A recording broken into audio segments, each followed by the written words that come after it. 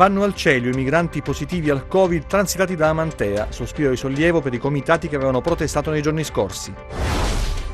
Scoppia la protesta dei sindaci per i tanti lavori che interessano la statale 107 Silana Crotonese.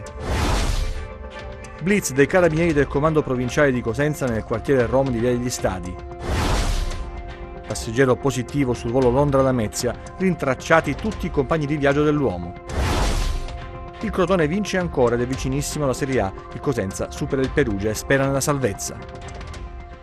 Buonasera dalla redazione TG10. Sono bastate le 24 ore di tregua concesse dai cittadini di Amantea per trovare una prima soluzione al problema dei migranti arrivati da Roccella Ionica e trasferiti in un CAS di Amantea, cittadina tirrena che non ha accettato in gran parte questa soluzione. Sono stati trasferiti e saranno trasferiti al Celio, ospedale militare romano. Sentiamo. Saranno trasferiti all'ospedale militare Celio di Roma i 13 migranti positivi al Covid-19 che erano stati spostati in una struttura di Amantea dopo l'arrivo sabato scorso a Roccella Ionica. I 13 facevano parte di un gruppo di 70 soggetti che dopo lo sbarco sono stati suddivisi in varie località calabresi. 24, tra i quali 13 positivi, erano andati ad Amantea provocando la protesta di alcuni abitanti che domenica hanno bloccato la statale 18 minacciando di rifarlo se non fossero stati trasferiti. Gli altri migranti resteranno ad Amantea. La notizia è stata accolta con favore dai cittadini che avevano protestato chiedendo il trasferimento dei migranti positivi. Il CAS, pur sorvegliato e tenuto sotto controllo dal personale dell'ASP, non rappresenta di certo un luogo idoneo per l'assistenza di soggetti positivi al Covid. Il messaggio che vogliamo lanciare è che Amantea è un posto assolutamente sicuro. Noi come associazione ci siamo spesi sia nell'anticipare la chiusura rispetto ad altri paesi, ad altri posti e anticipare addirittura le norme nazionali che imponevano il lockdown. Abbiamo seguito i nostri associati in tutti i passaggi di questa vicenda spiacevole. Abbiamo seguito anche la riapertura, quindi noi vi possiamo garantire, assicurare che tutti i nostri punti vendita, tutti i nostri ristoranti o tutti i posti dove voi potete passare dei giorni e del tempo bello qua nella nostra città sono assolutamente sicuri. La notizia che è appena arrivata per quale i migranti lasceranno la struttura è ovviamente la risposta alla fiducia che abbiamo posto nelle istituzioni, quindi questa è la chiara risposta da parte delle istituzioni. Però vorremmo vederci chiaro perché per come sono state gestite le cose, ecco, quindi è giusto che si faccia chiarezza per quanto è successo, insomma, per questa cosa che ha colto di sorpresa tutta la cittadinanza. Questo per quanto riguarda Amantea, ma la questione degli sbarchi sarà un tema ricorrente in questa estate caratterizzata dal Covid-19. Intanto da Milano la Lega dice no alle distribuzioni dei migranti in base alla popolazione. C'è una nota da parte di Paolo Grimoldi, segretario della Lega Lombarda, Salvini Premier, che dice il ministro Lamorgese non pensi di ricorrere alla solita suddivisione in proporzione al numero degli abitanti, dice l'esponente del Carroccio, toccherebbe alla Lombardia il 14% circa, i nostri indici di contagi, di decessi finalmente si stanno abbassando, non possiamo rischiare nuovi focolai per l'arrivo di clandestini positivi, per cui zero, stop, la Lombardia ha già dato abbastanza tra il 2013 e il 2017, ora la Lamorgese si rivolga ai governatori del PD, questo dice l'esponente della Lega. Problemi anche per quanto riguarda le forze dell'ordine, è stato chiesto lo stop agli sbarchi, visto che ci sono anche degli esponenti di forze dell'ordine, circa 25, che sono in quarantena dopo aver accolto i migranti che sono arrivati a Roccella nei giorni scorsi. Sentiamo. La proposta è quella di bloccare gli sbarchi sulle coste italiane, di modo particolare su quelle calabresi e siciliane, punto di approdo necessario di uomini, donne e bambini in fuga dagli inferni di molti punti del mondo. La Federazione Sindacale di Polizia interviene attraverso il suo segretario nazionale Giuseppe Brugnano per chiedere il blocco degli sbarchi in ragione di una situazione già insostenibile e che rischia di mettere a tappeto commissariati di polizia e uomini appartenenti al corpo se non si interverrà con soluzioni immediate. Dopo lo sbarco di 70 profughi pakistani a Rocella Ionica e dopo i test anti-Covid ai quali sono risultati positivi alcuni degli immigrati, 25 agenti di polizia sono stati messi in quarantena. Questo fatto, oltre alla preoccupazione per la salute dei poliziotti, ha provocato grandissimi disagi agli uffici, imponendo in primis la riorganizzazione di turni. Si immagina che l'arrivo di altri immigrati possa causare gravissimi disservizi e mettere in serio pericolo la salute degli operatori. Brugnano si dice d'accordo con le iniziative di protesta della governatrice calabrese Jole Santelli e manifesta comprensione nei confronti delle popolazioni che si sono trovate al centro di una improvvisa emergenza. Brugnano rappresenta infine il timore che il governo non abbia piena consapevolezza dei rischi a cui sono sottoposti gli uomini della Polizia di Stato, ma anche gli uomini di tutte le forze dell'ordine. Rischi che naturalmente non arrivano soltanto dagli sbarchi. Nei giorni scorsi il bollettino regionale ha dato notizia di un positivo proveniente dalla Gran Bretagna, è arrivato a Botricello nel Catanzarese. Ebbene, è stato necessario cercare tutti i componenti che erano a bordo del velivolo che è arrivato da Londra a Lamezia per i relativi controlli. Sentiamo. È atterrato a Lamezia Terme con un volo proveniente da Londra. Un cittadino di Botricello nel Catanzarese è risultato positivo al Covid-19. Appena rientrato in Italia si è sottoposto ad un esame sierologico e visto il risultato gli è stato fatto un tampone risultato positivo.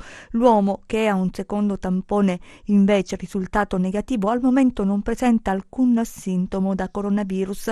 Nelle prossime ore sarà effettuato un terzo tampone. Sul volo erano presenti un centinaio di passeggeri rientrati in alcune località del Tirreno Cosentino e Catanzarese che saranno sottoposti a tamponi di controllo. I medici dell'azienda sanitaria provinciale di Cosenza, insieme a quelli di Catanzaro, sono al lavoro in queste ore per rintracciare tutti i viaggiatori del volo atterrato nello scalo della città della Piana sabato scorso 11 luglio, che si precisa dovranno rispettare il periodo di quarantena. È il momento di vedere il bollettino che anche oggi segna uno 0 per quanto riguarda i nuovi positivi. In Calabria, ad oggi, sono stati effettuati 104.142 tamponi. Le persone risultate positive al coronavirus sono 1.216. Quelle negative sono 102.952. Territorialmente i casi positivi sono così distribuiti: a Catanzaro 1 in reparto, 1 in isolamento domiciliare, 183 guariti, 33 deceduti. A Cosenza 1 in isolamento domiciliare, 434 guariti, 34 deceduti. A Reggio Calabria 4 in reparto, 18 in isolamento domiciliare, 256 guariti, 19 deceduti. A Crotone 3 in isolamento domiciliare, 112 guariti, 6 deceduti. A Vibo Valentia 3 in isolamento domiciliare, 77 guariti e 5 deceduti. Il totale dei casi di Catanzaro comprende soggetti provenienti da altre strutture e province che nel tempo sono stati dimessi. Le persone decedute vengono indicate nella provincia di provenienza e non in quella in cui è avvenuto il decesso. Dall'ultima rilevazione, le persone che si sono registrate sul portale della Regione Calabria per comunicare la loro presenza sul territorio regionale sono in totale 9.237. Nel conteggio non sono compresi i numeri del contagio pervenuti dopo la comunicazione dei dati alla Protezione Civile Nazionale. Parliamo adesso di viabilità. Con una settimana di ritardo sono partiti oggi i lavori sul Ponte Cannavino. In Sila i sindaci di Celico, Antonio Falcone, e di Spezzano della Sila, Salvatore Monaco, chiedono celerità e attenzione su quella che definiscono un'emergenza viabilità di un territorio che rischia l'isolamento e pesanti ricadute sul fronte economico. D'altro canto ci sono le motivazioni e le rassicurazioni da parte dell'ANAS. Sentiamo.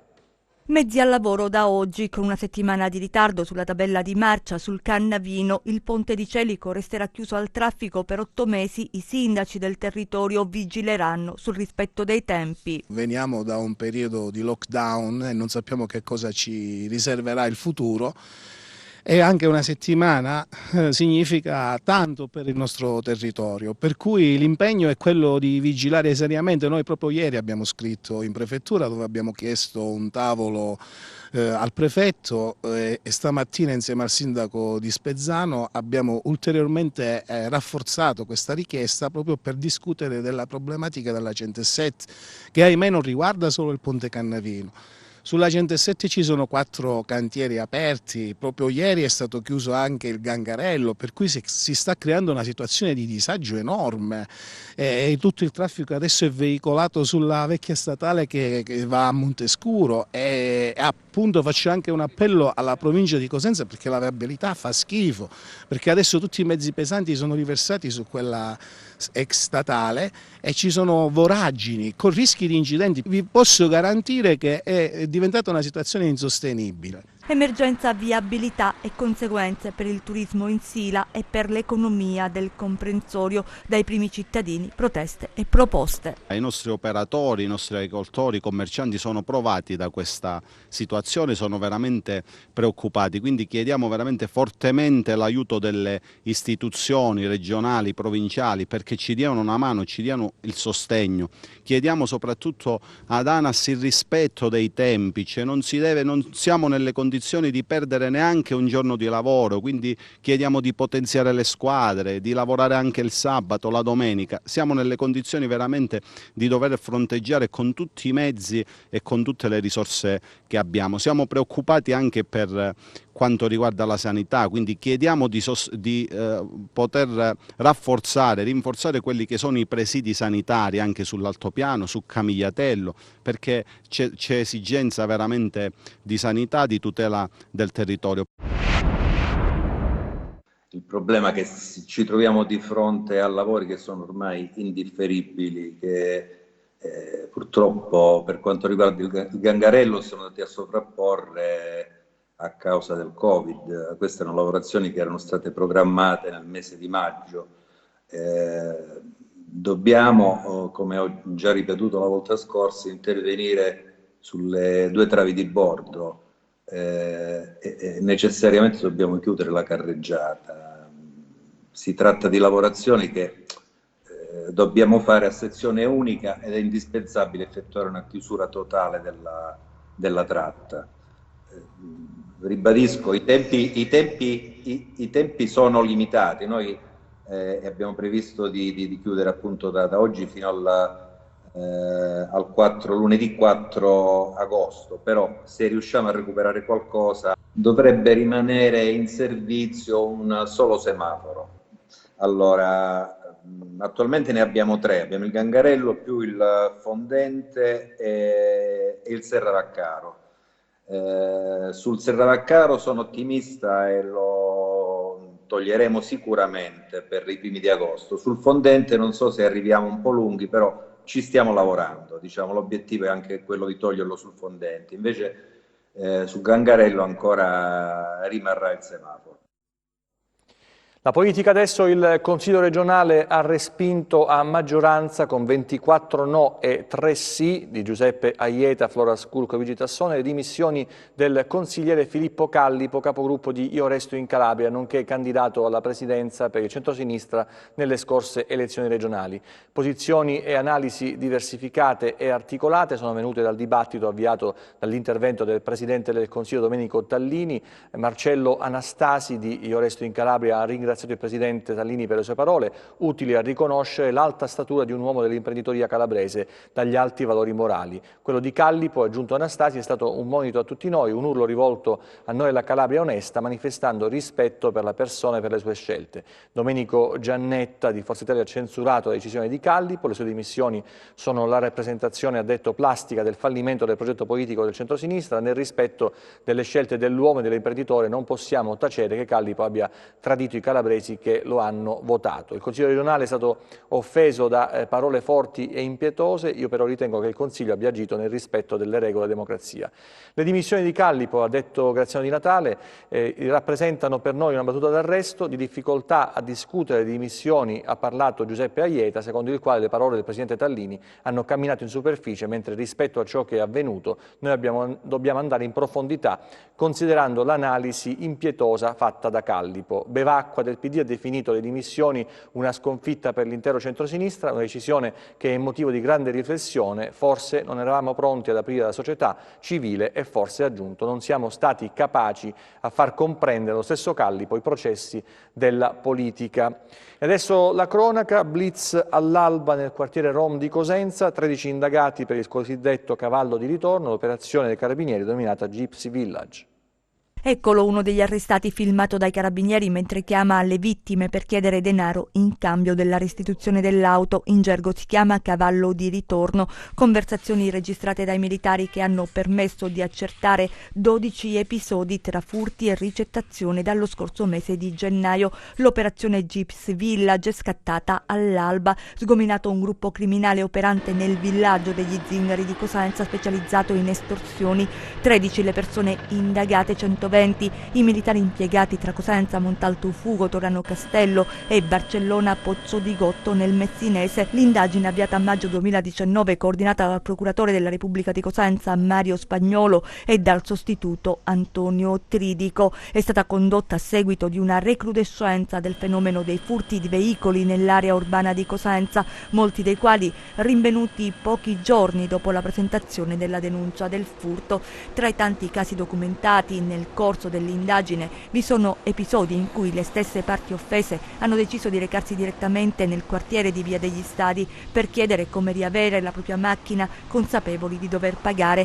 4 le persone denunciate per favoreggiamento. Se al contrario i proprietari delle auto non erano disposti al pagamento del riscatto, la linea seguita era quella delle intimidazioni e delle minacce, fino alla volontà di incendiare e distruggere il mezzo. L'operazione Gypsy Village rappresenta il seguito di quelle denominate scacco al cavallo, eseguite dai carabinieri di Cosenza rispettivamente il 16 novembre 2018 e il 4 luglio 2019, nell'ambito delle quali erano già stati arrestati alcuni degli indagati di oggi. Ancora una protesta, ancora un sit-in alla cittadella a Catanzaro per chiedere attenzione sulla sanità, sulla salute, questa volta per l'oncologia. Chiedono più attenzione sul cancro al seno e il diritto a curarsi in Calabria. È il gruppo Donne per le Donne che questa mattina ha inscenato un sit-in davanti alla sede della cittadella regionale a Catanzaro. Siamo qui stamattina in una delegazione molto poca, viste le condizioni di Covid e di altro, perché chiediamo alla regione che le 3 breast unit esistenti sul territorio calabrese vengano riconosciute a livello regionale con una legge regionale. Tutte le regioni lo hanno fatto perché si sono attenute ad una legge prima europea e poi nazionale. In questo elenco ci sono infatti tutte le delibere di tutte le regioni, manca solo la regione Calabria. Sono oltre 400 le donne calabresi che fanno parte del coordinamento. Sul poster i loro volti, un modo per dire ancora una volta basta con i viaggi della speranza. Ogni volto racconta una storia, racconta un vissuto, le speranze e le aspettative. Quindi da bianco e nero vogliamo diventare a colori nel momento in cui le breast unit verranno riconosciute. Da ieri sera Cosenza ha una strada intitolata ad Arturo Scola, storico commerciante della città, appartenente ad una delle famiglie di commercianti più longeve, le cui origini risalgono alla fine dell'Ottocento, quando l'azienda aveva radici in Corso Teresio. Ora il nome di Arturo Scola campeggia sulla targa che è stata scoperta dopo una breve e affollatissima cerimonia dal sindaco Mario Chiuto e dall'assessore di Palazzo dei Bruzzi Michelangelo Spataro. State vedendo le immagini. E adesso il calcio, la Serie B, un passo deciso verso la Serie A per il Crotone dopo lo scontro diretto con il Pordenone, vinto grazie alla rete di Nuanco Simi.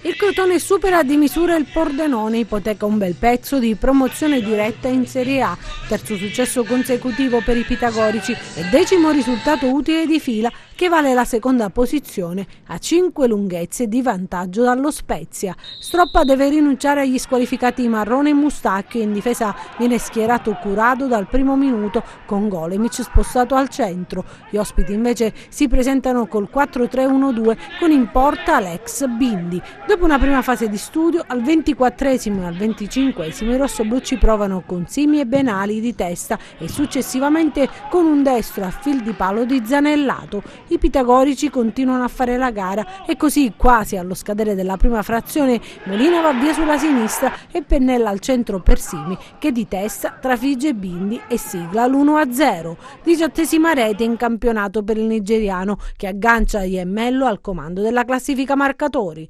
Nella ripresa gli ospiti vanno vicini al pareggio con il neoentrato Gavazzi, ma il suo diagonale destro si spegne sul fondo. Gli uomini di Stroppa amministrano bene il vantaggio e sfiorano anche la seconda rete, ma il risultato non cambia e il Crotone festeggia, godendosi il secondo posto solitario. Mancano ancora delle partite e quindi ci sono ancora punti in palio. Adesso dietro abbiamo lo Spezia, mi sembra, che comunque corre più o meno come noi. Dobbiamo essere bravi perlomeno a mantenere questo distacco, però benissimo, perché come avevo previsto la partita di stasera è stata veramente molto dura e quindi i ragazzi hanno fatto una prestazione superlativa, come poi del resto l'hanno fatta alla partita precedente col Cittadella, e non era semplice, perché comunque quando affronti una squadra che lavora molto bene in fase difensiva così e sistematicamente ti cerca di beccare alle spalle con queste palle in verticale, ti può mettere in difficoltà. Però abbiamo lavorato molto bene, potevamo chiuderla con l'occasione di Messias nel secondo tempo, però diciamo non abbiamo corso grossi pericoli, se non queste mischie verso la fine della partita. E adesso il Cosenza, che batte il Perugia, riprende la sua corsa verso una salvezza complicata, ma ci crede fino in fondo la squadra di Occhiuzzi. Torna al successo il Cosenza. Dopo 3 turni di digiuno, i lupi chiudono la pratica Perugia vincendo per 2-1 al Marulla. La squadra di Occhiuzzi risponde sul campo alle critiche e si gioca queste 4 ultime gare fino a fine campionato le poche chance salvezza. I padri di casa sbloccano il risultato nel primo tempo con Bruccini, che sugli sviluppi di un corner trova la rete da posizione defilata. La squadra di Cosmi fatica a contenere la verve dei rossoblù, che giocano con grinta e determinazione. Nella ripresa gli umbri sfiorano il pari con Kuan, ma al 29esimo è Baez a firmare il raddoppio. Parte in velocità lasciando sul posto la difesa biancorossa e con un lob supera Vicario. Al 33esimo Falcinelli, appena entrato di testa, accorcia le distanze, ma è ancora il Cosenza al 40esimo a sfiorare la terza marcatura con Casasola. Al 49esimo Capela salva sulla linea un tiro di Mazzocchi e sulla ripartenza Asensio spreca l'ennesima occasione per i rossoblù, che ora si godono il successo con la testa già al Pordenone. La testa conta tanto, è vero, conta tanto, ma noi abbiamo lavorato tanto su questo. Il dopo gara di La Spezia ho detto semplicemente: ragazzi, sono con voi, perché è stata una partita dove soprattutto le responsabilità erano soprattutto mie, e quindi i ragazzi oggi hanno dato una risposta fantastica. Questo è un gruppo che c'è, un gruppo che è presente, mi migliora giorno dopo giorno come allenatore, mi sta facendo crescere tanto, e quindi sono felice che il mio obiettivo era portare 25-26 ragazzi a darci una mano, a darmi una mano, e ci sono riuscito, ci stanno dando una mano tutti, sono dei ragazzi fantastici. E adesso la nostra rubrica relativa alla borsa, vediamo.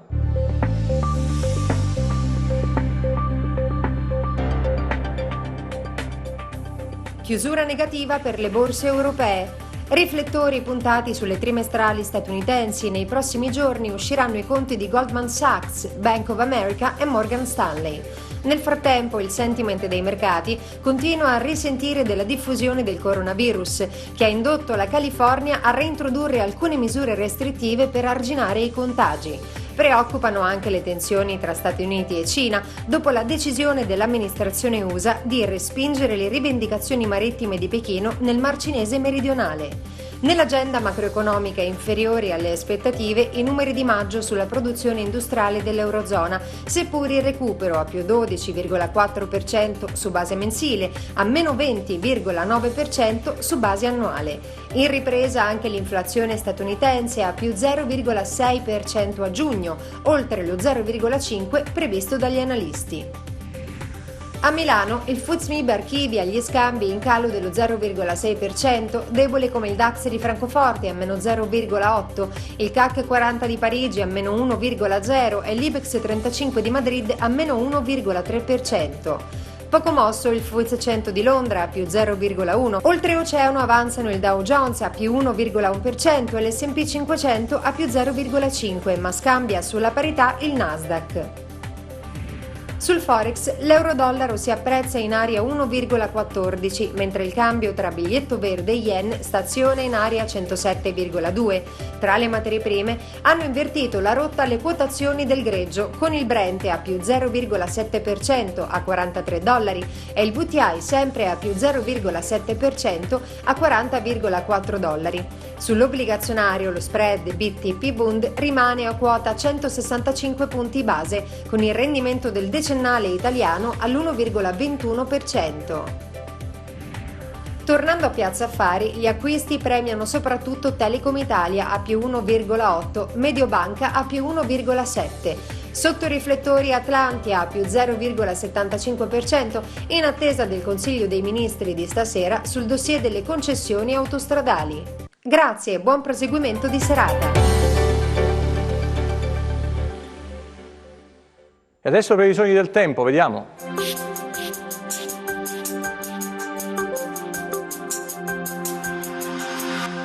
Ancora condizioni di bel tempo nelle prossime ore grazie alla presenza di un vasto campo di alta pressione presente sul Mediterraneo. Domani soleggiato su tutto il territorio con temperature stazionarie nelle medie del periodo. Passiamo a mari e venti, domani mari calmi o quasi calmi, venti deboli a regime di brezza sul Tirreno, dai quadranti meridionali sullo Ionio con locali rinforzi. Per essere sempre aggiornati sull'evoluzione delle condizioni meteo vi rimando oltre al nostro sito www.meteoincalabria.com anche alla nostra pagina Facebook Meteo in Calabria. TG che finisce qui, ci vediamo nelle prossime edizioni, grazie per la vostra attenzione, arrivederci, buona serata.